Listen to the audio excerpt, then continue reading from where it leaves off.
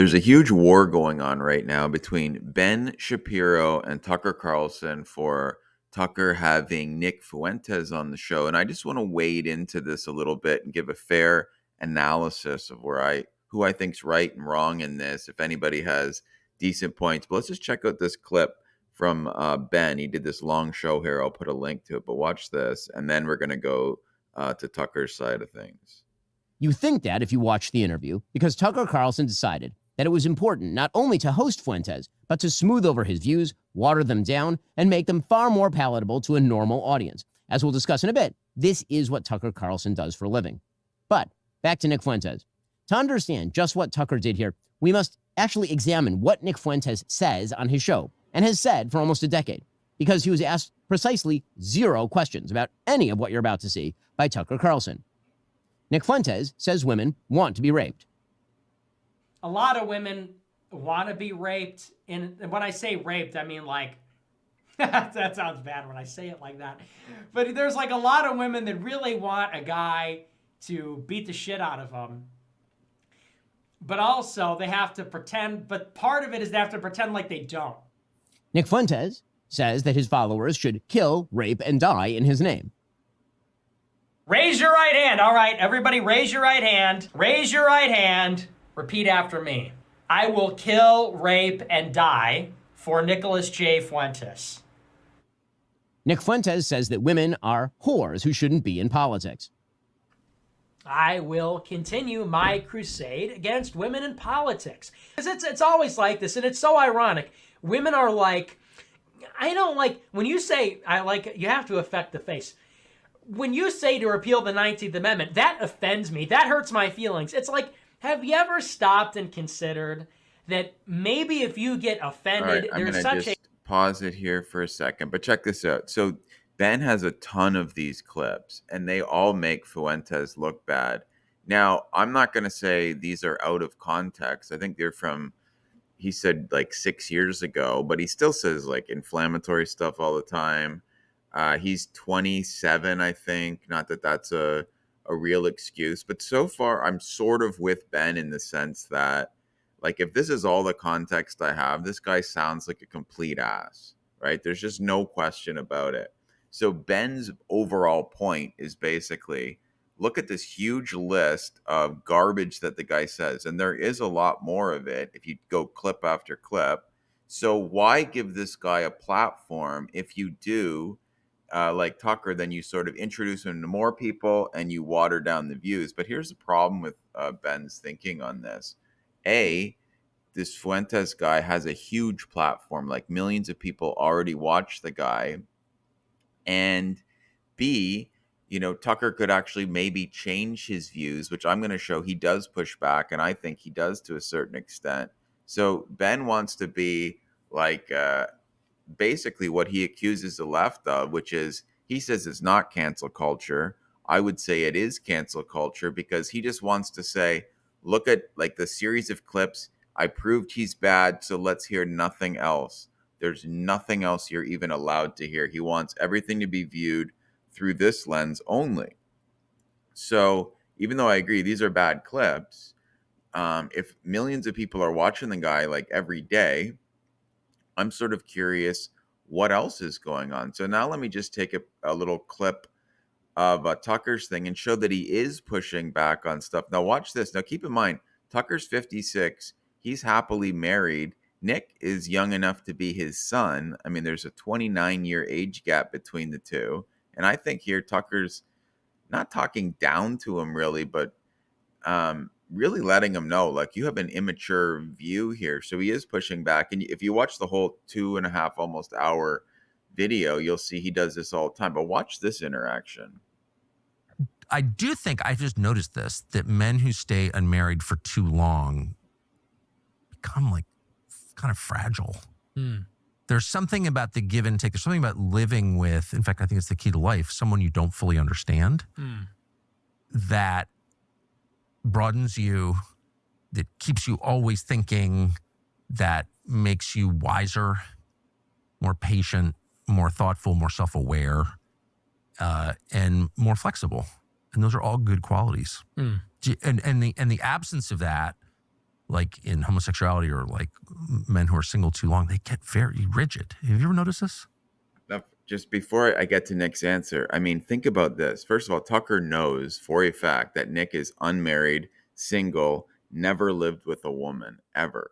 So this is pretty embarrassing to sort of be hearing this if you're Nick. Like, he's basically saying, unmarried men who never lived with anybody are, basically crap. And he also or not crap, but you get a lot of benefits from getting married. There's all these benefits that come with it. And he knows Nick and his whole audience are sort of in that, men go their own way thing and they never get married. Women are terrible now. So he's really pushing back. And even though it doesn't sound mean, there's a subtle, like, I'm talking about you and I'm talking about you.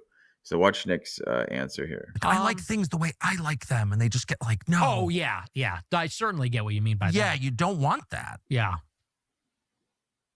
This month, Nutrifarms is welcoming you to the table. So be with done in a 75 second here. big This little boxes of ad. beef. That- All right. Here we go. I would say that when you say you don't fully understand women, to me, I feel like women are very simple in terms Have of. you ever lived with one? No, I haven't lived with them, but I mean, and don't get me wrong, maybe it's Like, all of Nick's confidence sort of goes away right here, doesn't it? Have you ever lived with one? That's pretty dismissive.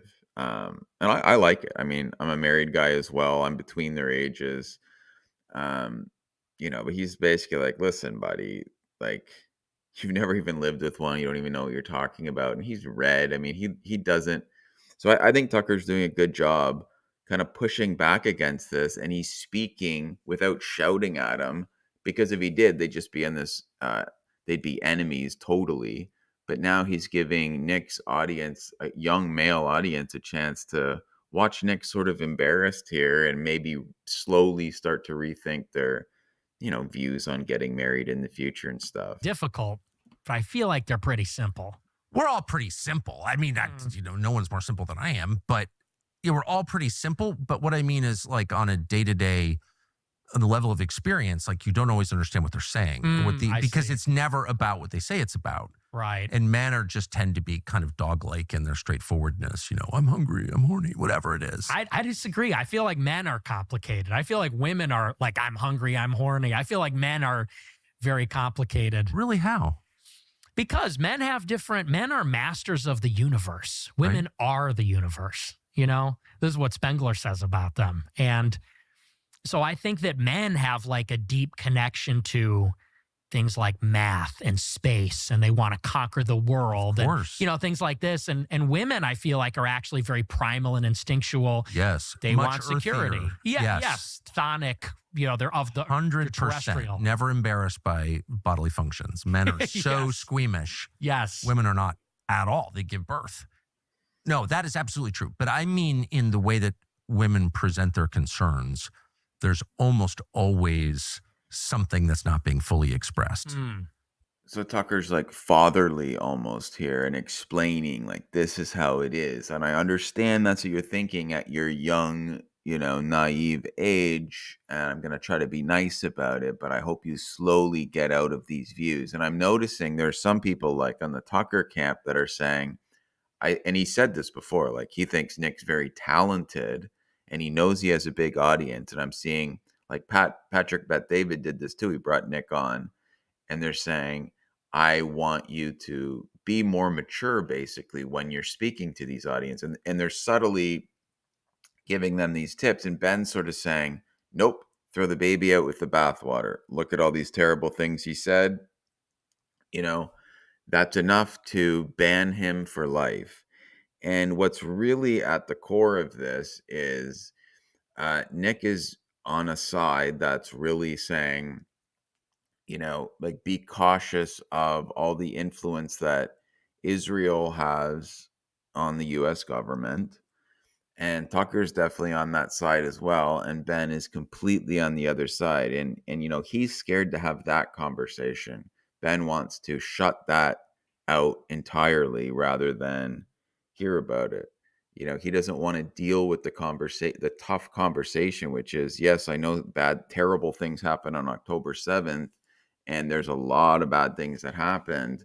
But what about, like, all of the tens of thousands of children who died, whether you call them, you know, what do they call them? Human shields or not, whatever that excuse is. There's really a lot there. And, Nick and Tucker are putting up a wall against that. And that's really what Ben doesn't like. So that's my 2 cents on that. I'd love to hear what you guys think in the comments. And by the way, on the Jewish thing, Tucker earlier in the interview says something, the same concept of the way he's talking to Fuentes.